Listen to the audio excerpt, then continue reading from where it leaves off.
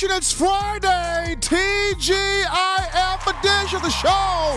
You know what that means.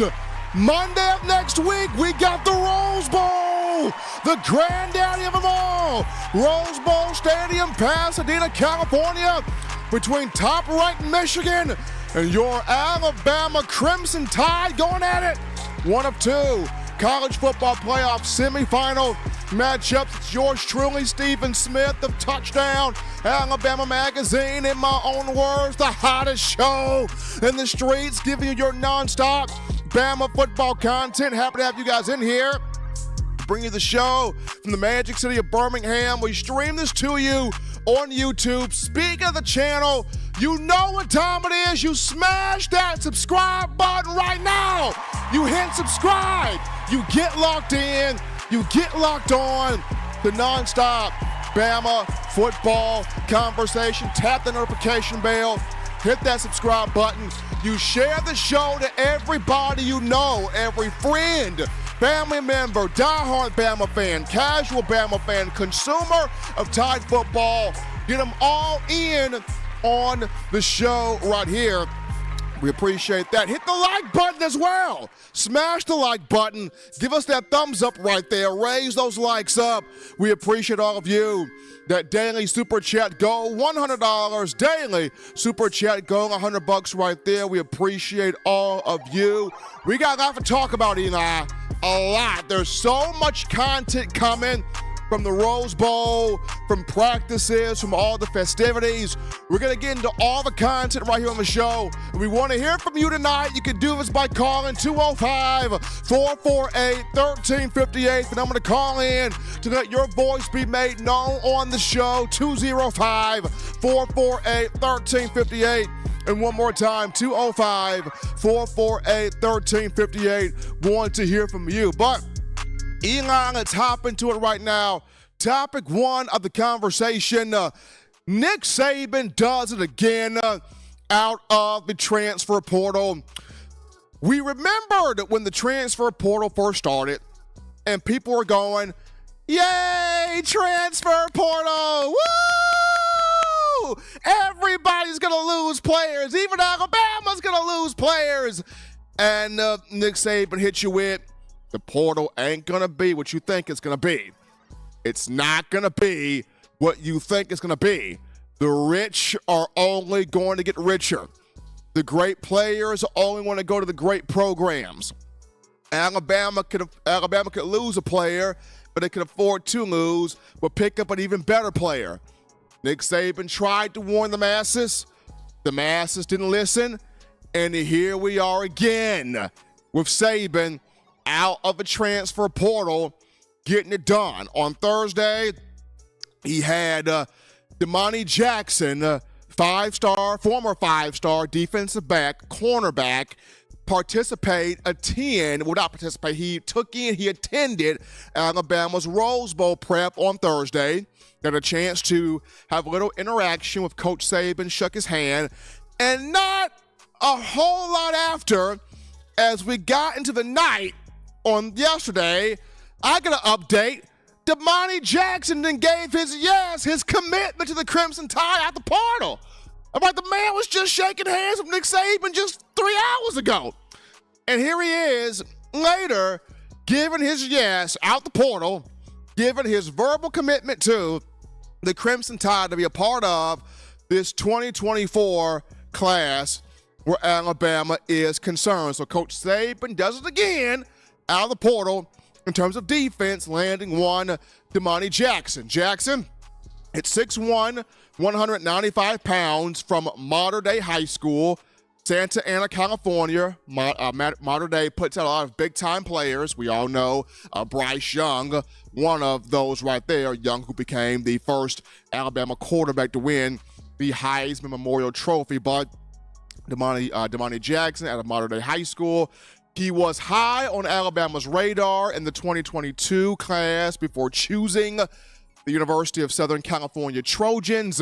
He spent 2 seasons at USC this year right here, 33 tackles, 3 pass breakups for Jackson. And I guess this is Nick Saban's way of saying, hey, if you don't want to come to me as a freshman, that's cool. I'll revisit you 2 years from now when you're in your prime as a junior, and I'll just snatch you up then. So I guess this is Nick Saban's way of saying, you'll come to me eventually, whether as a freshman or as a veteran player, you will find your way to the University of Alabama eventually, as Damani Jackson has done just that, given his commitment here to the Crimson Tide. And a lot of people are happy. A lot of people are excited, as you should be, getting a veteran, defensive playmaker. And Bama is stacked, Eli, in the secondary now. Stacked. When you discuss, it signed 4 true DBs in this 2024 class.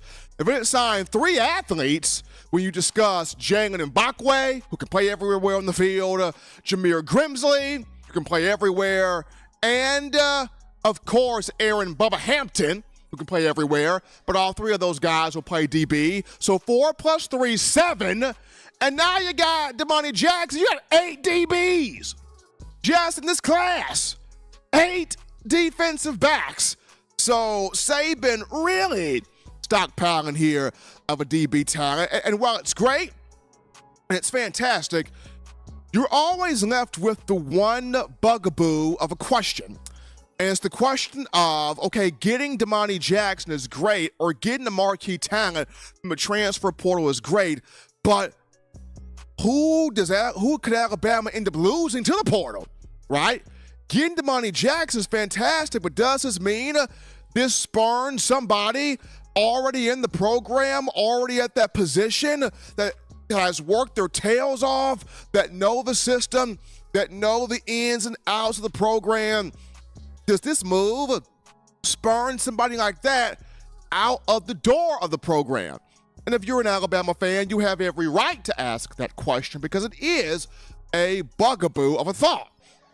Because when you break this down, Alabama is looking to graduate Kool-Aid McKinstry to the NFL draft after the season. It will lose McKinstry to the NFL after the season. Big chance it loses Terrion Arnold to the NFL as well after this year, especially with the way Terrion has played all season long. And, of course, if he balls out against Michigan, balls out in a national championship game, should Bama beat Michigan, then you're going to have Terrion leave for the draft as well. So if you were to lose Kool-Aid and Terrion Arnold, you would bring back Trey Amos at one corner, but who would be the other guy? Insert Damani Jackson as the other guy. Now, you also have Antonio Spooty Kite in there. You got Dez Ricks in there. You got Jaleel Hurley in there. You got Earl Little, provided he stays healthy. Earl's been dealing with injuries here and there. Earl Little stays healthy. You got him in there. You got different guys that can play the cornerback role already on your roster. But what has Nick Saban always talked about? We're all in on enhancing our roster, complementing our roster, adding guys with experience that fit our culture, that fit our program, that fit what we are trying to do. And Damani Jackson would fit that culture. He would fit the program. He would fit what Alabama's trying to do. It's just, would it come at the expense of spurning somebody who's already in the program to the portal? But be that as it may, Bama from the portal got former 5-star Damani Jackson. It's cool, and he took in. Jackson was able to take in the practice there, shaking hands with Coach Saban, getting that interaction in there. So that was cool. That was really cool. I don't know what the conversation was between Saban and Jackson. I don't know the words that were said, but it was probably, hey, you come, we probably got a spot for you right here. Just kind of paraphrasing what Nick Saban could have told Jackson. Once again, I don't know. One person who is happy about this move, former Alabama linebacker Ryan Anderson, who shared on social media about, Jackson. Bring them on down south. Bring them on down to the SEC. So Ryan Anderson got his wish in having Jackson in the program with the Crimson Tide. But we'll see when you look at spring ball, when you look at summer workouts in the next season, how Jackson will be able to fit here where this roster of defensive backs concern. But we take our first break here on the show. Don't touch that dial. Just getting you started here on a Friday. When we get back, we want to hear from you, the Bama family. We want to get your calls, your thoughts, your conversations. How do you feel with Alabama adding former five-star Damani Jackson in the defensive secondary? We'll talk to you and get your thoughts after this.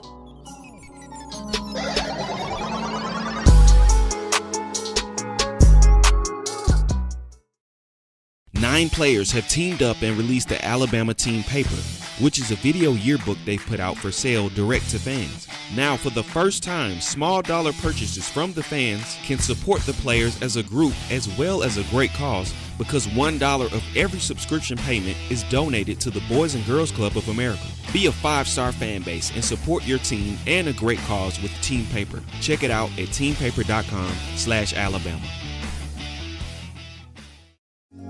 Remember the taste of Grandma's delicious sweets? Emily's Heirloom Pound Cakes brings back those precious memories with just one bite. Each cake made from scratch. They make the perfect dessert to share with family and friends for any occasion, and ordering is easy. Visit emily'sheirloompoundcakes.com. Click the online store and shop. Then pick up your fresh cake at the kitchen in downtown Homewood. Order yours online at emily'sheirloompoundcakes.com. Emily's Heirloom Pound Cakes, making memories from scratch. All right, folks, we're back into the action, rocking and rolling from the break here. Number one ticket for your Bama football news. In my own words, yours truly, Stephen Smith of Touchdown Alabama Magazine on a Friday. Continue to hit the like button. Hit that thumbs up. Tap that like button on the show for us right there. We appreciate you guys. Hit that subscribe button also. Get yourself locked on.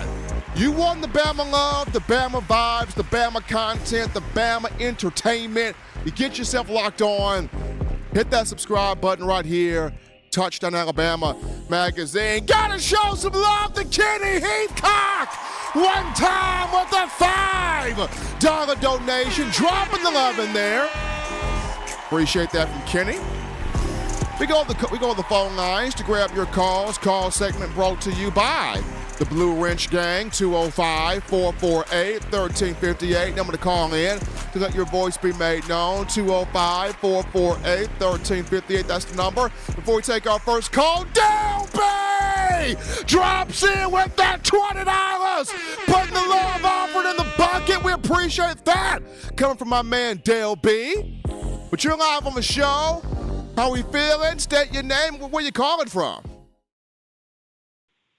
Roll Tide and Happy New Year, Merry Christmas, whatever you want to say. It's been a minute, Steven. This is Chris with Ballard Sports Media. Chris, man, how you feeling? Happy or Merry Christmas to you as well. Happy New Year upcoming to you, buddy. How you feeling? Dude, I've been busy. I've been working. I haven't been able to call in, but I'm glad we made the playoffs. It's time to talk about this game, man. And my question tonight is, do you buy the FPI and the spread? Is it just rat poison? Or are you looking at Michigan and saying, you know what, they maybe are the team to beat? I'm going to say this. I like what Vegas is doing, sitting here having Bama as the underdog here. I think Michigan's got a good team, but they have not seen a force that they're about to see on Monday night when the Crimson Tide takes in the Rose Bowl Stadium. This team has not been bitten by any type of distraction. Everybody from the coaching staff to the players to the support staff, it's been a locked-in effort, a locked-in unit, a locked-in group. I'm very proud of this bunch of guys right here. Like, nobody has been distracted by what's going on in California and Los Angeles. There's been nobody's been bit by the distraction bug at all. No, you're absolutely right. I mean, they have looked flawless this year. Michigan has, and as like, you know, they've had to have been the flawless team of college football because they really haven't had a close game. I mean, they kind of did with Ohio State, but outside of that, they've dominated everybody else that they've played. They're undefeated. They've won 3 straight championships in the Big Ten. They deserve what's happening right now. I don't want to get into the sign stealing part of it. I don't want to get into all that. Let's put it aside, and let's just call it what it is. Michigan is a good team, and they're going to be hard to stop here in a couple of days. The big thing is going to be here, Chris, is the lines of scrimmage. Which team can control the line of scrimmage offensively and defensively? That's a big thing. Michigan's going to want to run the football with Blake Corum. They're going to want to try to create some things with J.J. McCarthy, try to catch Bama slipping, and maybe try to hit on some passes here and there. For Alabama's perspective, can this defensive line control the gap, maintain that assignment, put some licks on Blake Corum, have him tip in the rest of the game, and then get to J.J. McCarthy, but not overly pursue him, get to him, aggravate him, make him really throw. Because J.J. McCarthy he's averaged under 200 yards a game these last few matchups here. Can you make J.J. McCarthy throw this football to beat you? I think you can, and I think, honestly, I think they will. I understand Blake Corum, but think about our wide receiver and Roman Wilson. I want to see Caleb Downs or Kool-Aid try to defend him because I do think he's fast. I think he's a versatile receiver, and I think that he's got a good chance to make some big plays downfield. And, I would also say, there's no sleeping on what Michigan has defensively. I think when you look at the Jalen Milroe side of things too, you got Isaiah Bond and Jermaine Burton out there. We got to make big plays downfield too. Oh, absolutely. I think the biggest thing for Alabama's offense against Michigan starts off with Tommy Rees as the OC and the patience for him too. If they give you the easy underneath stuff, take it. Right? If they give you the 5 yards, if they give you the 6 yards, the 10 yards, take it. Nickel and dime it down the field, get in the end zone. Now, if they do give you some deep shots, call it up, draw it up, take it, execute on that. But the main thing with Tommy Rees and Jalen Milroe, patience here is key. If you don't see the deep shots early, do not get impatient. Take the underneath stuff, take the wheel routes, let the playmakers make plays underneath. Yeah, absolutely. I'm excited. I would like to see a Texas rematch. I think I'm going to go Washington in that game. I'll end on this note. I'm going to go ahead and give you a score prediction for the Rose Bowl too. Okay. I'm going to say Alabama. Alabama's going to win. It is going to be very close, and I think our defense holds on in the end. I'm going to say a 1-point game, 31-30 in Pasadena. The Tide's going to roll, and we're going to take home a championship, Steven. Roll Tide. Happy New Year. I love you guys. Appreciate Chris, Ballot Sports Media, calling in. Chris giving me a heart attack of a prediction, man. 31-30. Good God. So that means, Eli, I'm gonna have chicken in one hand and some heart medicine in the other. If we're talking that time of a score prediction, 31-30. But we're gonna take this call. You're live on the show. What's happening? How are you feeling? State your name and where you calling from. This is Xavier Beach. I'm calling from Wahiwa, Hawaii, Schofield Barracks, U.S. Army representing here. I'm actually originally from the Phoenix Range, Florida. And also, a couple of things I want to share with you, but before I just introduce myself real quick a little bit. So I actually talked to you a couple of Fridays ago on your show when you answered some of my questions. I've been a Bama fan my entire life. I've also, my actual first experience with Bama football is when I was younger. My pastor, his son was T.P. Johnson, who played from 91 to 94 on those championship team in 92. So I've been a Bama fan my whole entire life. So 2 things I want to say. The first thing I want to say is that I feel like in this game that if anybody should be favored, it should be a tie. Because on our side, we're saying, of course, the Vegas saying that we're the underdogs, that if we win, we would be upset. But on their side, they're always saying that, oh, big bad Alabama, so if we win, yeah, that's like an upset. That's the first thing I want to say. And then the second thing I want to say is going back to Milroe, what he said yesterday about Bill O'Brien. I also feel the same way about the other Jalen and Brian Dable.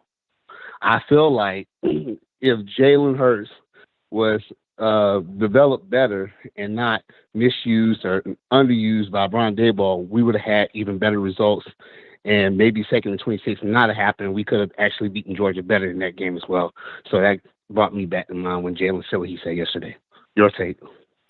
Well, Xavier, going back to your thought there on O'Brien and of course Jacob Milroe.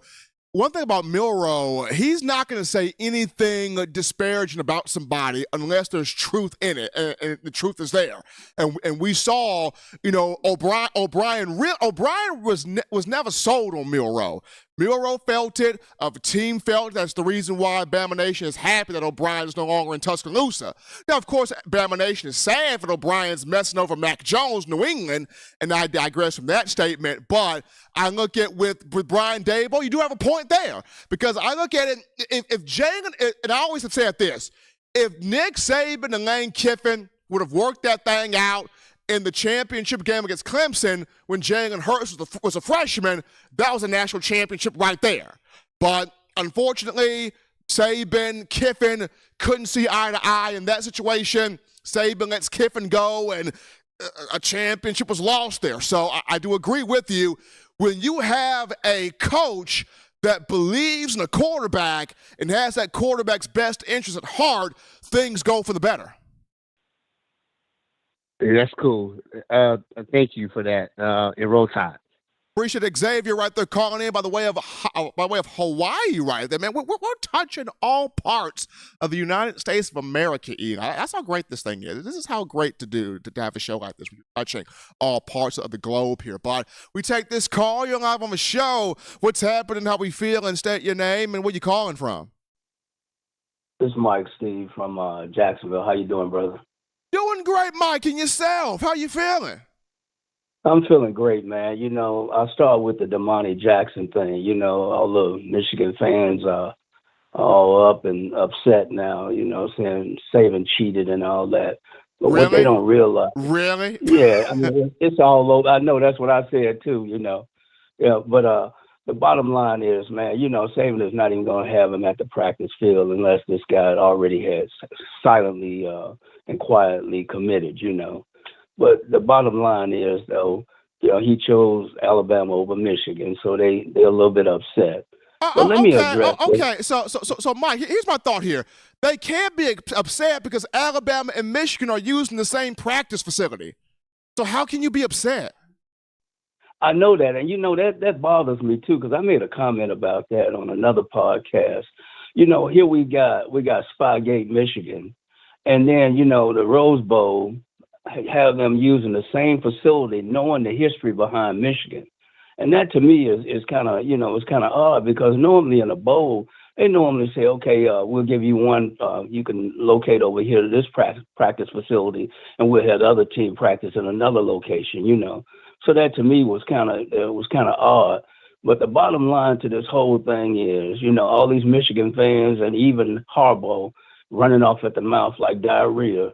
And so, you can see that Bama's focused, the coaches are focused, the players are focused. But I just look at it from a standpoint, looking at Michigan, and everybody keeps talking about, just like Florida State, Michigan is 13-0, et cetera. But when you start breaking down the teams, and I'm not taking anything from Michigan, you don't want to take them for granted at all. But I think you hit the nail on the point, just like we did Georgia. When you win the line of scrimmage, and when you get up there and them big 300-pounders hit you and start plowing, and then you get up there, J.J. McCarthy haven't had anybody in his face, just like Beck didn't have anybody in the face, when you got those edge rushers coming at you. And so you don't have the time to sit up there all day and throw the ball. But I know Harbaugh is going to come up with some trick plays on offense, some RPOs that he's going to be doing some trick plays. So, Alabama, I know how Nick Saban is. They're going to stay disciplined and just stay disciplined, do what you got to do, execute. Bama's going to win this game. But like I say, I'm not taking anything for granted for Michigan, what they have done. But if you do the breakdown on the teams, man, 500, less than 500, half of them jokers. So it's just a situation when you start looking at the stats that the compatibility is all, I would call it in the sense that the overall stats are blown up because of the people who the teams that they play. And so I think that when it gets down to the dirt on Monday, you're going to find that Alabama is going to win this game. This other guy say 31-30. Come on, man. Just like they say in football, come on, man. I think it's going to probably be somewhere in the neighborhood of 35-17 or something like that, or 35-20, somewhere in that range. Because I think they are going to score. But the bottom line is Alabama has faced all these different offenses, and this is what gives me more confidence in this team.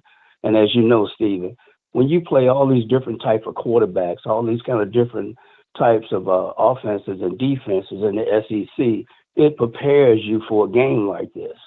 And so I'm looking forward to the game, man, and I'm excited.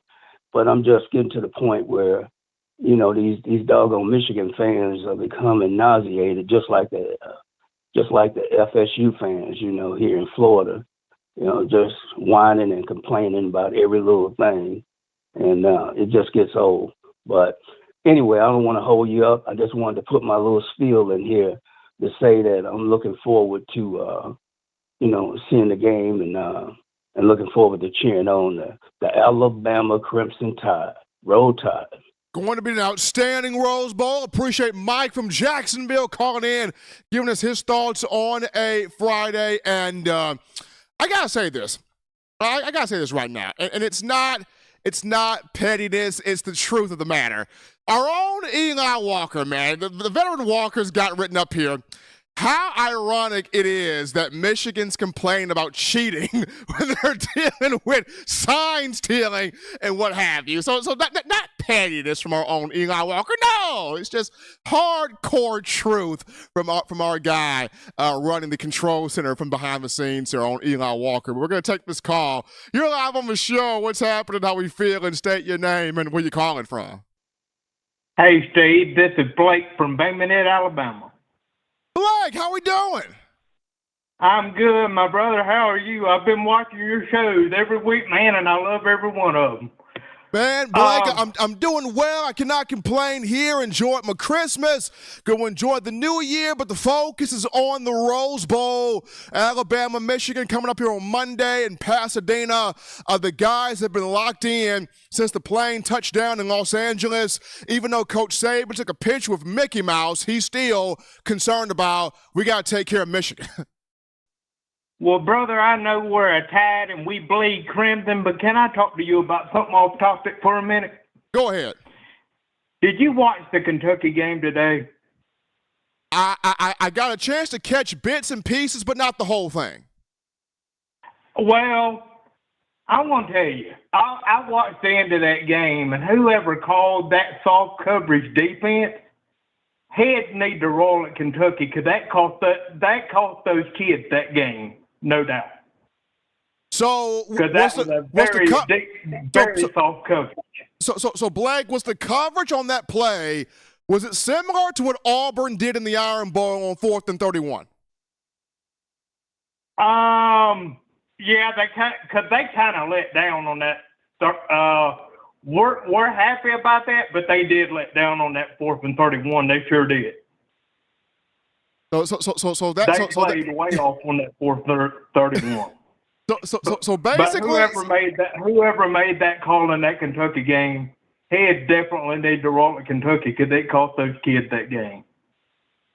And you got to hate it for those kids. You got to hate it for Coach Mark Stoops, but definitely more so you got to hate it for those players because they want to end that bowl game with the win, and unfortunately did not. No, they did not. And, Stephen, I know that most of us want the rematch against Texas, but I got to thinking about something, brother, because you've been talking about how we have a chance against Michigan to beat back-to-back number one teams, right? Right. Man, do you realize if Washington beats Texas, Alabama has a chance to make even bigger history by beating three beating three undefeated teams in a row for the national championship? I did not even think on that note. That is big. That is huge. I would love that. I would like the Texas rematch, but I would love that. I'm just saying that is huge. And then you think about it. If you go up against Washington for the national championship, and you're able to shut down that offense with Michael Penix and those Frisbee catching wide receivers, that's huge. Oh, yeah. And one more thing, Steve, because I don't want to keep you. But if you're the committee, if Michigan can go in and lay another egg and lose 3 straight in the playoffs, do you think they start looking at Michigan differently? I think not only just Michigan, Blake, I think they start to look at the whole Big Ten differently. Because when you're playing these playoff games, the bottom line is you're trying to make money. You're trying to get TV contracts up. You're trying to get ratings up, revenue share up, commercials up. You're trying to capitalize on the dollar. And when you have a dud of a game that repels fans from watching, and the viewership drops, and the dollar diminishes, then you get into these folks' pockets, and the committee don't like it, and these people don't like it when you get into their pocket. That's exactly right, because if Michigan drops 3 straight, then you think, are they really the money makers everybody thinks they are? Right. Well, I thank you so much, Steve, for taking my call. Love you, we love you, brother. Appreciate Blake, my man Blake, calling in from Birmingham to the show on a Friday. Hottest show on the streets. They're talking Bama in my own words. We grab this call. You're live on the show. What's happening? How we feeling? State your name. Where you calling from? Hey, this is Corey calling from Trussville, Alabama. How are you doing this afternoon? Corey, I'm doing well, man. We're inching closer to the Rose Bowl. It's Monday. It cannot get here fast enough. Oh, it's great. We're getting close, and I'm ready. I want to run a couple of things by you.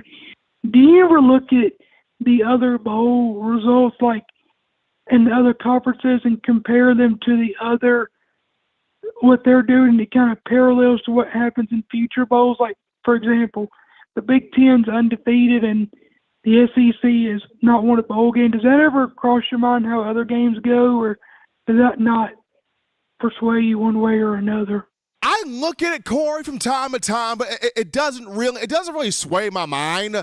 I do look at it and take notes and go, that's interesting, that's kind of intriguing there, but it doesn't really sway my thoughts.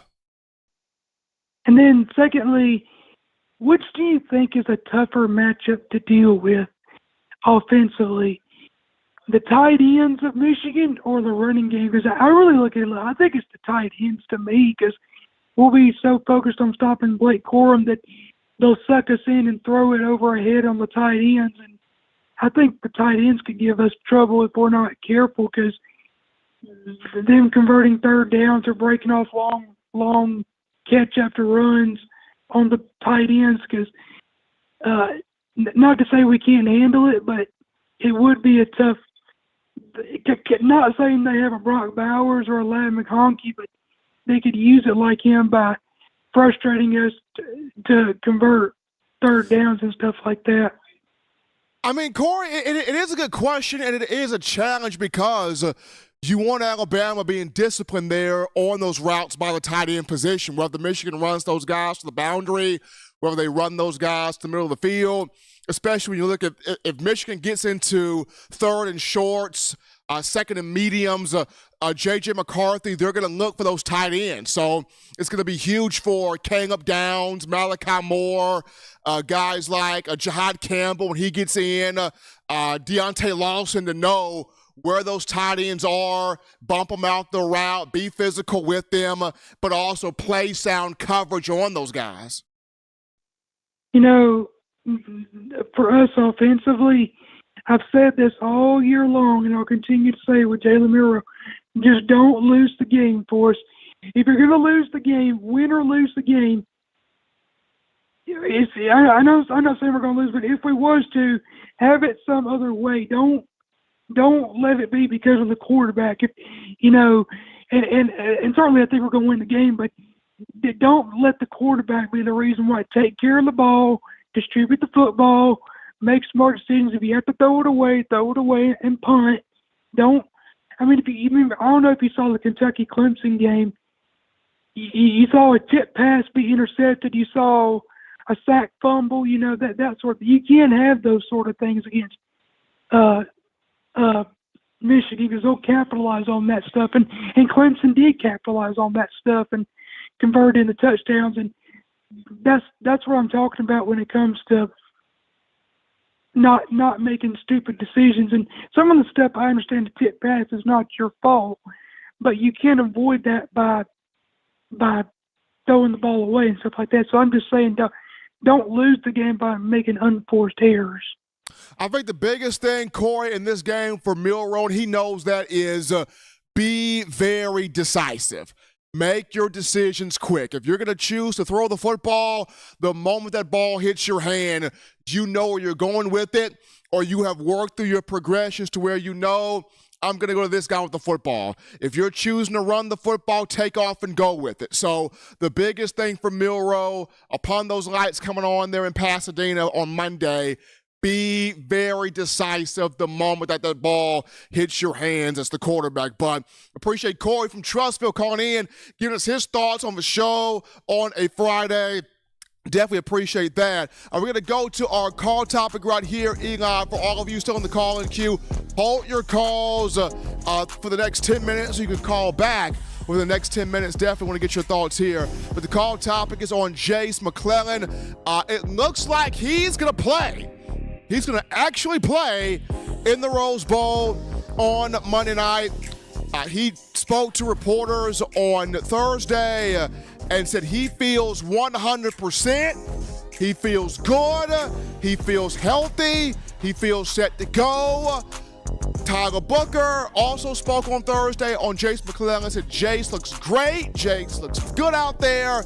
Excited to see what he puts on the field Monday night. So it looks like Eli McClellan is trending to play. Looks like he will be out there. Alabama will have a healthy running back room on the field to take on the Michigan Wolverines. McClellan, of whom tweaked his foot in the matchup against Auburn in the Iron Bowl. It's been the same foot that's been giving him issues throughout the season. McClellan did dress out and went through warm-ups, pregame warm-ups for the SEC championship game against Georgia, but the coaching staff held him out for precautionary reasons. He's had a month off to rest, to get better, to prepare, so Jase feels good. He is set to go for the Rose Bowl. McClellan, Alabama's leading rusher, 803 yards on the ground with 6 rushing scores there. But we take a break right here, folks, from the show. Don't touch that down. When we get back, we're going to have a conversation on Jalen Milroe, Tommy Rees. Why was this the right, perfect duo? And why Saban got it right to have Tommy Rees with Milroe? We'll talk about it after this.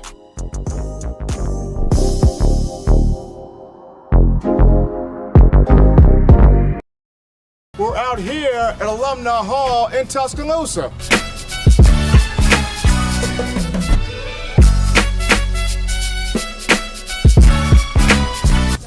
Oh yeah, this. Oh, no. Gotta get this. Gotta get one of these right here. Can't rock that Bama without this shirt right here, fresh polo. You gotta also rock the all pink, like Kanye West right there. Keychains, gotta get you some keychains. University of Alabama keychains.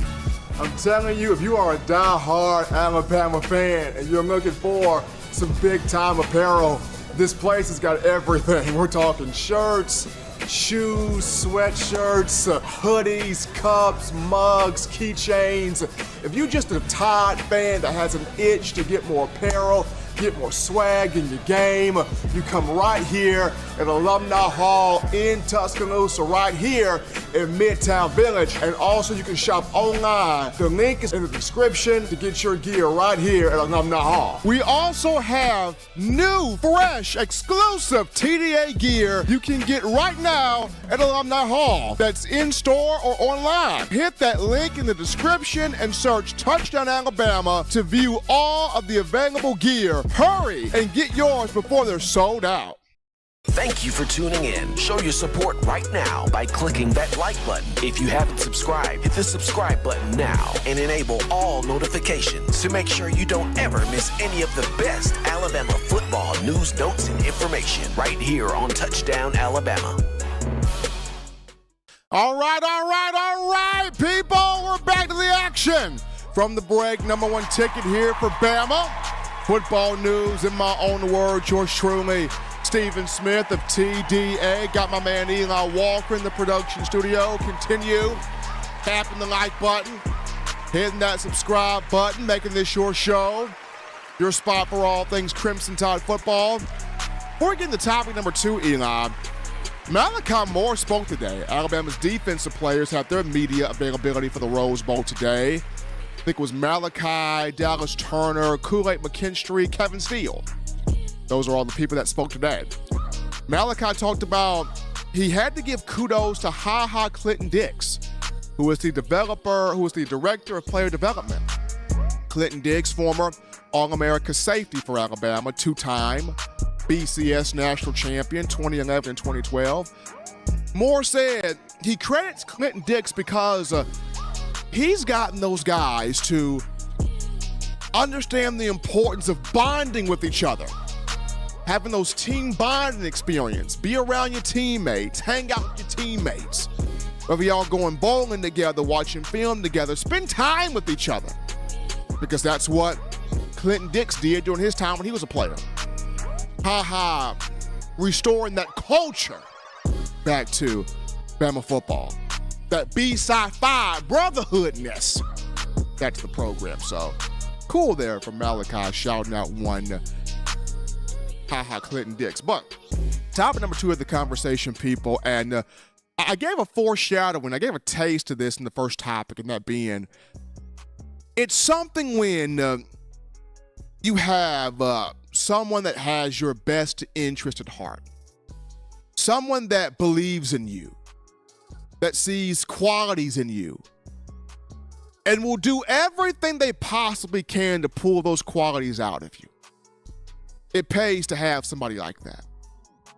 In the sports realm, Brian Flores tried his best to ruin Tua Tagovailoa in Miami. Tried his best to break the man's confidence down, said the dude couldn't even play.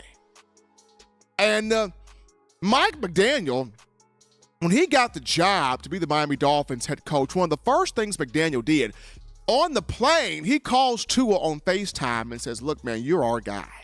I believe in you. I have your best. You something special.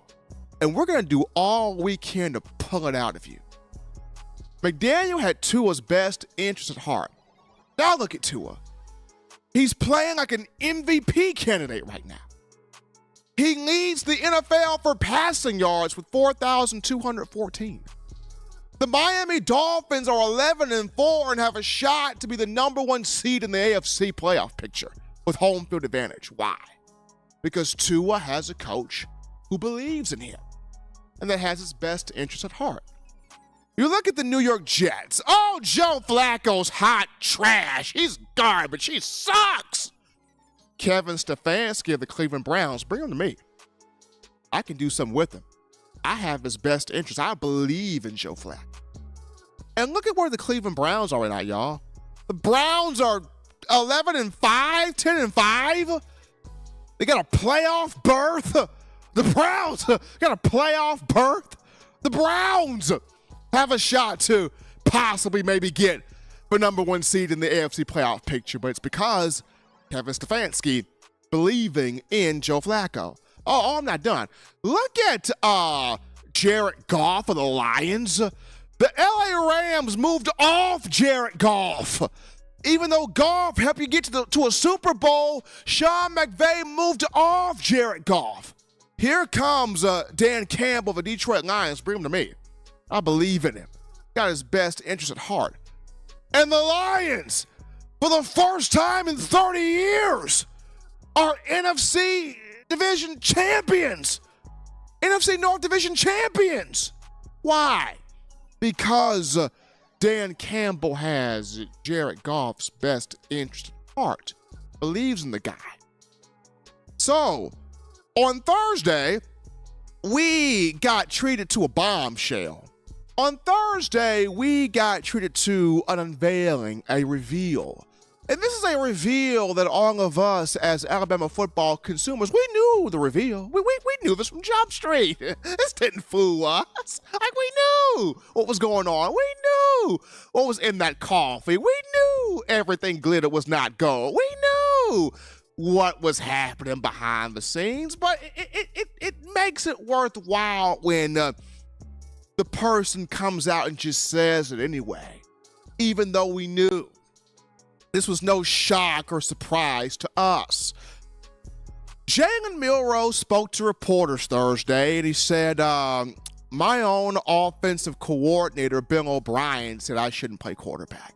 My own offensive coordinator, Bill O'Brien, didn't even believe in me. My own offensive coordinator, Bill O'Brien, thought I should switch positions. My own offensive coordinator, Bill O'Brien, thought I sucked. And look at me now. Look who gets the last laugh.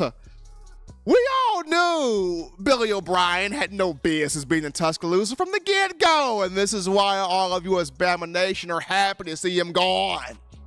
Now, of course, we are sad for one Mac Jones who has to deal with him in New England, but I digress from that. The focus is on Jalen Milroe and Alabama football right now, and Milroe comes out, yeah, Bill O'Brien did not believe in me.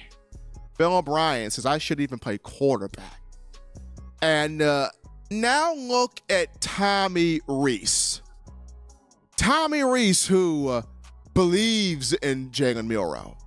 Tommy Rees, of whom has Jalen Milroe's best interest at heart. Tommy Rees, of whom, when Alabama lost to Texas and had an ugly win against South Florida, Tommy Rees did not even call his own family. He did not even take phone calls from mom and pop. No, Tommy Rees put his head down and said, we got to get this to work. We got to get Jalen Milroe to pop. Like, I have this brother's best interest at heart. It is on me if he don't work. I got to make this thing work. And Tommy Rees goes in that lab. Tommy Rees didn't take phone calls from Auntie Baby or nobody else. Tommy Rees went to work, y'all. He went to work and came out with full belief in a Jalen Milroe that under the tutelage of Tommy Rees, Jalen Milroe nearly 3,000 passing yards in the season, 2,718. With Tommy Rees, Jalen Milroe, 35 total touchdowns on the season, which is tied for 6th all-time in school history for single-season touchdowns for Alabama. Jalen Milroe of Tommy Rees, 3,186 total yards, which is 7th all-time in school history for a single season. Jalen Milroe of Tommy Rees, one of the top quarterbacks in college football in terms of quarterback rating. Jalen Milroe of Tommy Rees, Milroe, permanent team captain, most inspiring player, team MVP, SEC championship game MVP. Jalen Milroe with the tutelage of Tommy Rees, SEC champion, and in the college football playoff. This was, in the offseason, people couldn't understand it. But this is the perfect coach-quarterback marriage in college football right now. Tommy Rees pouring all of himself into Jalen Milroe because he believes in him, has his best interest at heart, and sees a lot of himself in Milroe. Tommy Rees understands hard, knows hard, plays through hard, wants it done the hard way, the tough way. Rees explained this is the reason why he came to Alabama. Because it's demanding.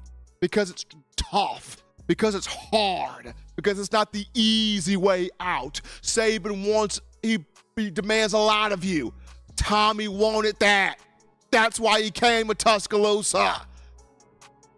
You got to applaud a man like that didn't want it the easy way, that wanted to get it out the mud, that wanted to get it out hard, that wanted to get it out tough, that wanted to get it out difficult, that wanted the demands. Got to give kudos to Tommy Rees for wanting it that way. And then for him to be able to pour that into Milroe, for Milroe to pour into him, for these two to bounce ideas off of each other. I mean, Tommy Rees said it. Milroe's a joy to coach. Fortunate to coach him. Blessed to coach him. Happy to coach him. Where would this offense be if Billy O'Brien was still in Tuscaloosa? I'm going to tell you this. It wouldn't be in the college football playoff right now. Tommy Rees has come in here, head down, focused, wanted the tough environment, has flourished in it, and has taken Jalen Milroe and has helped him with his best interest at heart, instilling confidence in him as this young man in the college football playoff with a shot, takes care of Michigan, to play for a national championship. Jalen Milroe's on a mission, y'all. Like, he's on a mission to not only lank Bill O'Brien and let him know, hey, you doubted me, you naysay me, look where I am now. But he's also on a mission to prove Nick Saban made the right choice of bringing in Tommy Rees. Tommy Rees was the hire needed to get this program from a toughness standpoint back where it needed to be at. And also, Milroe on that mission to win that national championship. So it is awesome seeing the marriage here between a coach and Tommy Rees and a quarterback in Jalen Milroe that believe in each other. It is phenomenal. We take another break right here, folks. Don't touch that dial. When we get back, we return to the phone lines to grab more of your calls, your thoughts, your conversations. Definitely want to hear more from you right after this.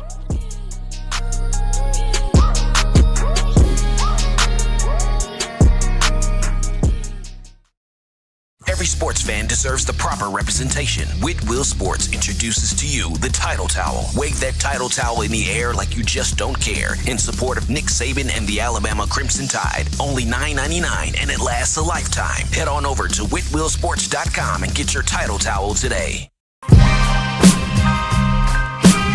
This is Chris Rogers, 2009 national champion. You are listening to the baddest, when I say the baddest, sports show in the state of Alabama. In my own words, you know, yours truly, Touchdown Alabama Magazine. Don't touch that dial. Thank you for tuning in. Show your support right now by clicking that like button. If you haven't subscribed, hit the subscribe button now and enable all notifications to make sure you don't ever miss any of the best Alabama football news, notes, and information right here on Touchdown Alabama. All right, people, we're back, locked and loaded to the action from the break. Number one form for Bama football news. In my own words, yours truly, Stephen Smith of TDA. Continue tapping the like button, folks. We're at 71 likes.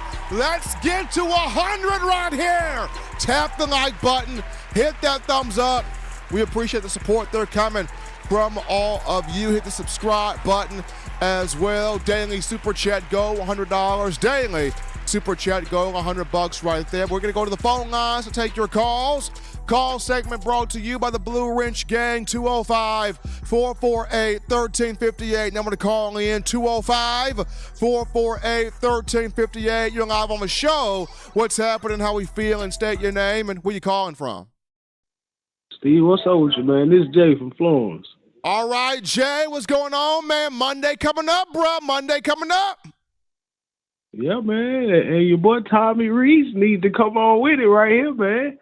We don't need to wait till the third or fourth drive to score, man. We need a high start from dude, man. And I think drive number one. Drive number one. Yeah, we need to. And I my player of the game, I'm gonna say I'm gonna say Milroe, and he gonna have a passing game like he did the Texas A&M game. Burton gonna go for 150 and a couple touchdowns, and Bond gonna have 100 and a touchdown, and yeah, man. Hopefully Rees just bomb away, man. I don't think Michigan got the athletes to run with us, so let's run, man. Roll Tide, man. I love y'all.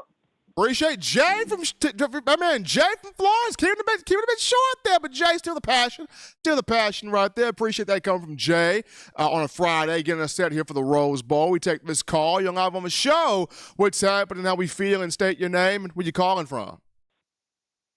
Hey, Stephen. This is Chris from Panama City Beach. Roll Tide, brother. Chris, how we doing, man? Doing fine, man. First off, man, let me give you some props, man, because I've been hearing you for years and since you've been on, and you were good, man. Your content's always been good, spot on, but, man, you're getting better like the Tide, man. You're getting better, right, you know, as you get into it. And I just wanted to say your content is more football related and less clowns, so I like that. You know, I like this forum, and good job, man. I just wanted to say that. Well, Chris, man, I appreciate it, Chris. I thank you, the staff here at TDA. I mean, the staff puts me in a spot where I can succeed in giving you and all the Bama fans the content. So I appreciate the staff here. Oh yeah, man. I hear you at the press conferences. You ask the good questions, man. I'm just sitting there. Yeah, that's what I've been wanting to ask. So you doing it for me. You just keep trucking on, and you like Saban, man. You just getting better with time, and he's a winner, man. And you know, I had some concerns in some spots. You know, I've been a fan since Scott Hunter was quarterback in '68. So, but anyway, I'm just saying. Had some concerns at linebacker back when Trey DePriest came on. We were like linebacker U.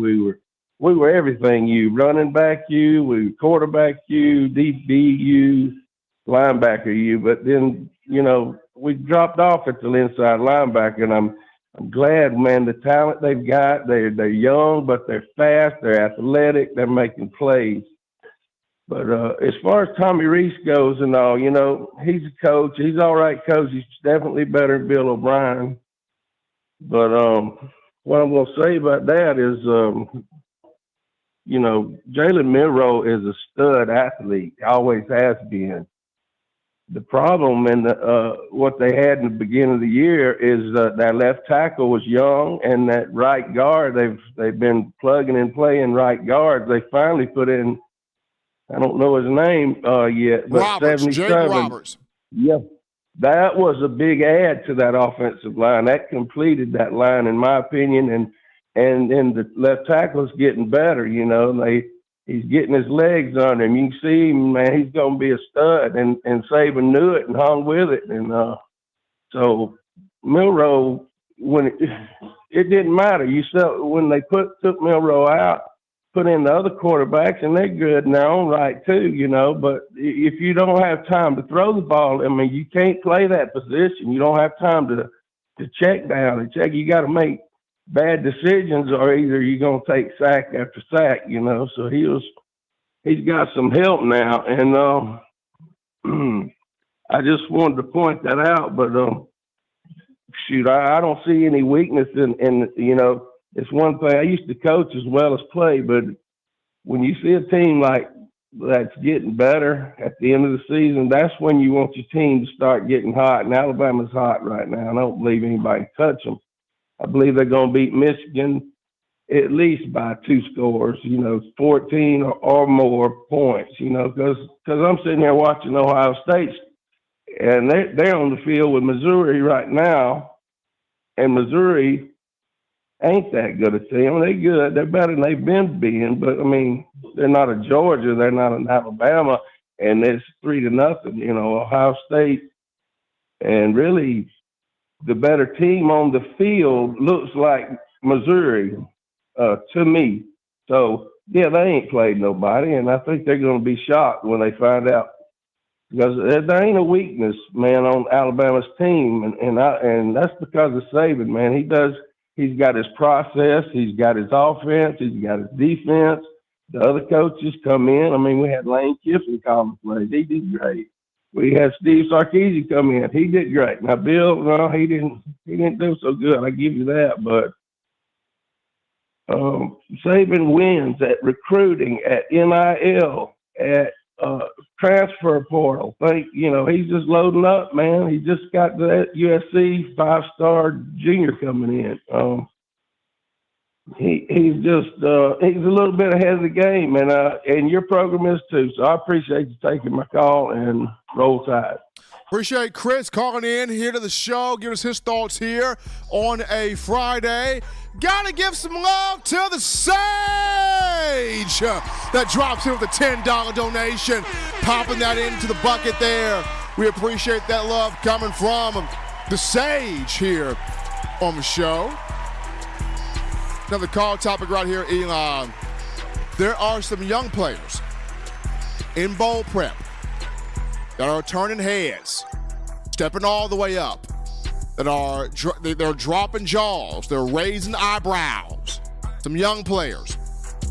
Two of these young players, freshman signees, and then a young player that put a rough situation behind him to become something nice. With two freshman signees, a 5-star quarterback, Julian Sand, looking real good in practice in California. You look real good as Julian Sand right now. And then Caleb Odom, the 4-star tight end. I got a source, trusted guy, former NFL player, live on the ground in California. Told me yesterday, this Caleb Odom kid, Steve, mossing people out there. He's doing them in, catching everything.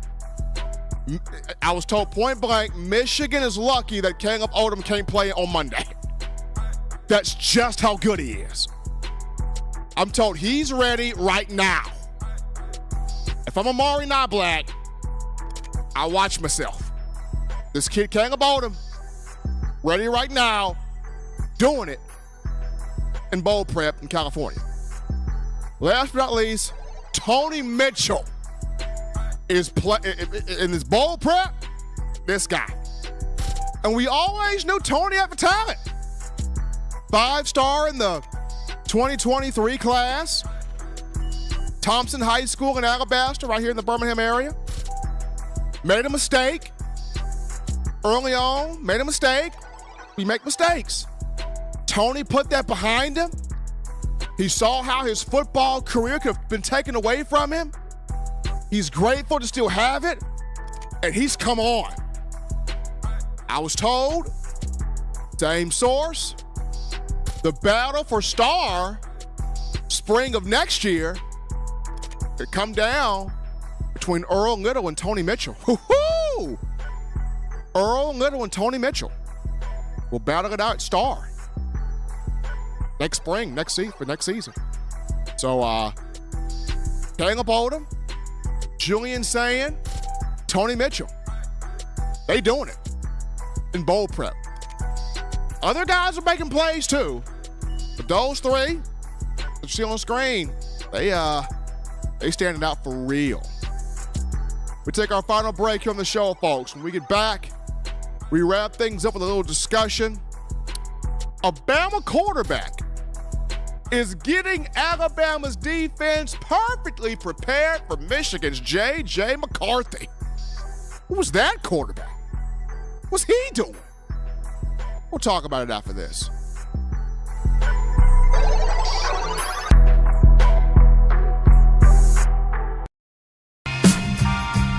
I'm Malachi Moore, and you're watching In My Own Words with Stephen M. Smith on Touchdown Alabama YouTube channel.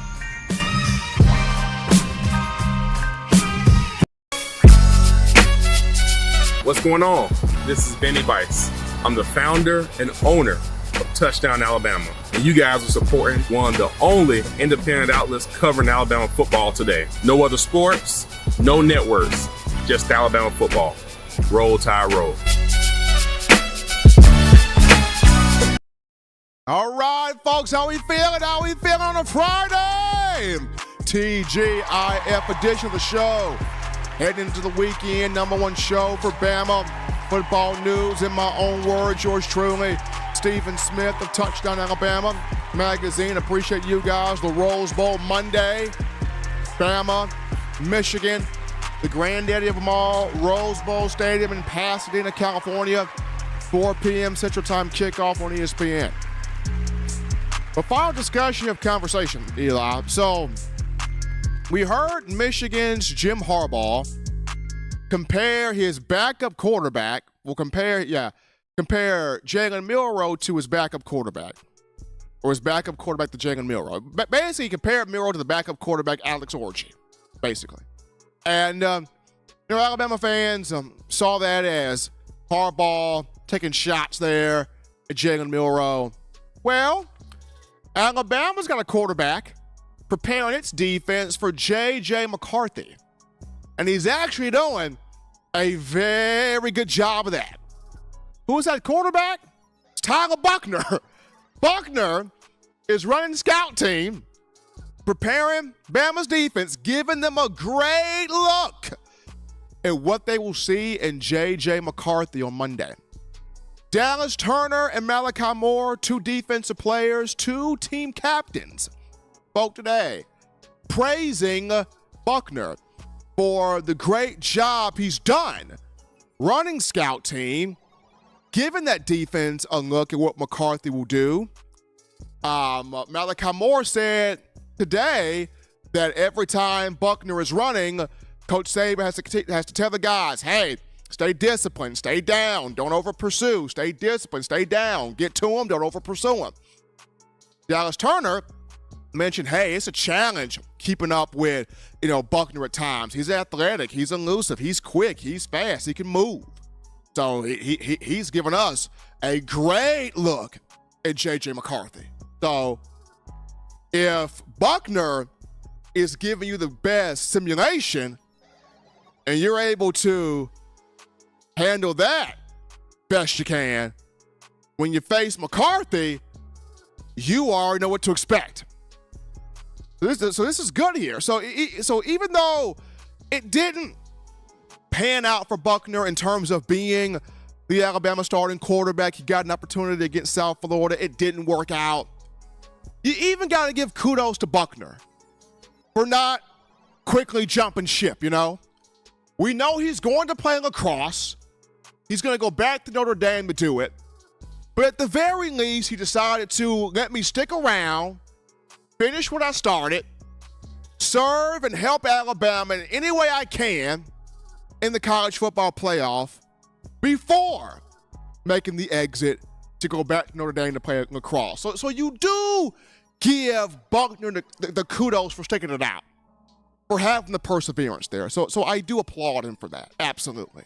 And for him giving Alabama's defense this great look here at J.J. McCarthy, going to pay off dividends for Bama on Monday against Michigan. But as always, folks, you want the best in news, notes, information, entertainment material here on your Crimson Tide. You can get this by accessing the Touchdown Alabama magazine app. You download the app from the iPhone App Store if you're rocking Team Apple, Google Play Store if you got the Android phone for your audio needs. Check us out, iTunes or Apple Podcast, Spotify, Stitcher, Spreaker, TuneIn Radio, Overcast.fm, Google Play or iHeartRadio.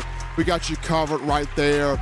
We appreciate you guys. Gotta show some love to all of you, the Bama fans out there, for all the donations, all the chatting, super chatting, phone calls, your energy, your passion, you making this your spot for all things Bama football. We appreciate you guys. Gotta show some love to Eddie Rhodes, dropping in $20 in the bucket right there as we're closing the show out. Gotta appreciate my man Eli Walker in the production studio holding it down there.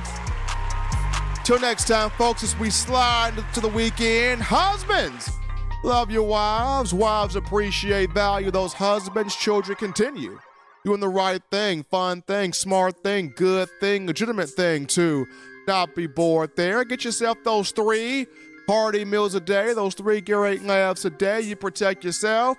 You protect the loved ones around you. Until next time, folks, I'm your man, Stephen M. Smith. You enjoy that Rose Bowl Monday. Enjoy that Rose Bowl New Year's Day. Until next time, folks, this has been In My Own Words.